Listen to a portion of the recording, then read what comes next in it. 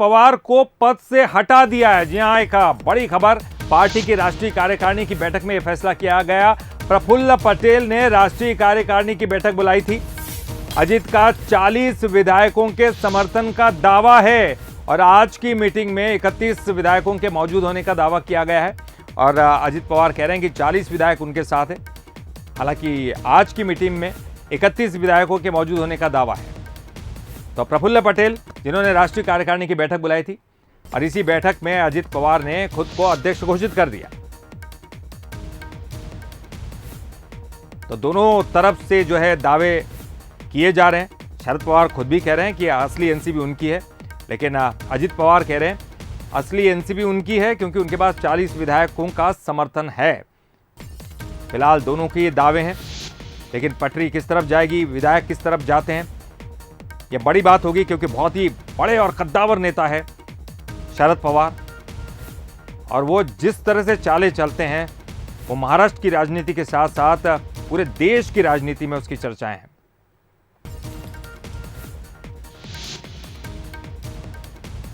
और इस वक्त हमारे साथ न्यूज़ हेड शरद द्विवेदी जी हमारे साथ फोन लाइन पर जुड़ गए हैं। शरद जी, सब जानते हैं शरद पवार जी एक बहुत बड़े और कद्दावर नेता है और सब उनके बारे में जानते हैं। चाहे महाराष्ट्र की राजनीति हो, चाहे नेशनल राजनीति हो, वो जहां चाहते हैं वहां वैसे पत्ते खेलते हैं और उनकी सियासत की पिच होती है, उसी हिसाब से लोग बैटिंग करते हैं। लेकिन यहाँ जो है अजित पवार ये दावा कर रहे हैं कि जो है उनके पास 40 विधायकों का समर्थन है। इस मीटिंग में 31 थे, उन्होंने अपने आप को अध्यक्ष भी घोषित कर दिया। ये क्या पूरा खेल आपको लगता है कि ये शरद पवार जी का है या वाकई अजित पवार जो दावा कर रहे हैं उसमें दम है?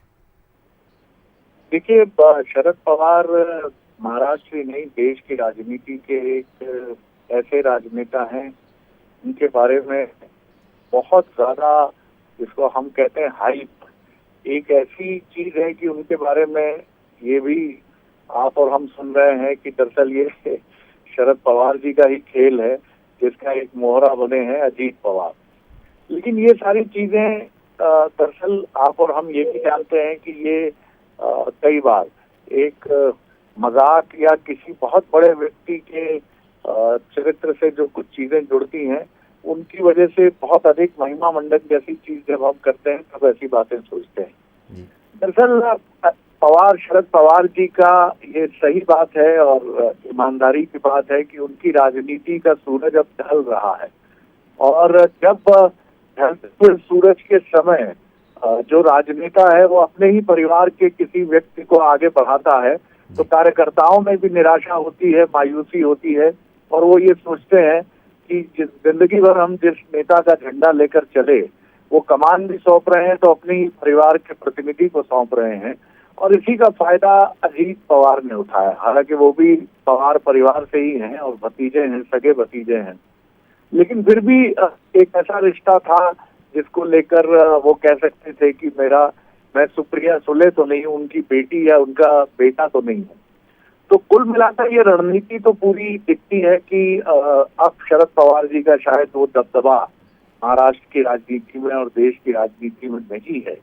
और अगर हम ये भी मान लें कि ये बीजेपी से अंडरस्टैंडिंग का उनका एक कदम है जिसका मोहर उन्होंने अजीत पवार को बना के रखा है, तो इससे भी उनका कद बड़ा नहीं होता है और ये भी उनकी योग्यता को, उनकी प्रतिभा को और इसकी संभावना मैं कहता हूँ न्यूनतम है। तो कुल मिलाकर ये मानना उचित होगा इस पूरे घटना से कि शायद अब शरद पवार जी की ढलती उम्र और लास्ट लेग ऑफ पॉलिटिक्स है उनका ये, तो इसमें ऐसा होना ही था और इसका पूरा फायदा उनके भतीजे ने उठाया। जी।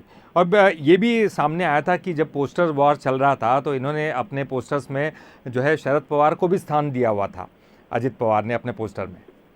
जी जी जी, बिल्कुल ठीक बात है। और जिस तरह से वो कह रहे हैं कि अब आप आशीर्वाद दीजिए, तो जो भी शरद पवार विरोधी खेमा है जिसकी अगुवाई अजीत पवार कर रहे हैं उसका यही कहना है कि ये संन्यास का समय है। अब आप अपनी नई पीढ़ी को कमान दीजिए और ये नई पीढ़ी आपके परिवार की पीढ़ी नहीं होनी चाहिए, आपकी बेटी सुप्रिया सुले नहीं होनी चाहिए, ये या तो अजीत पवार हो या कोई और हो। ये राजनीति की वो कश्मकश है ललित जी जो हमेशा देखी जाती है और देखी जाती रहेगी।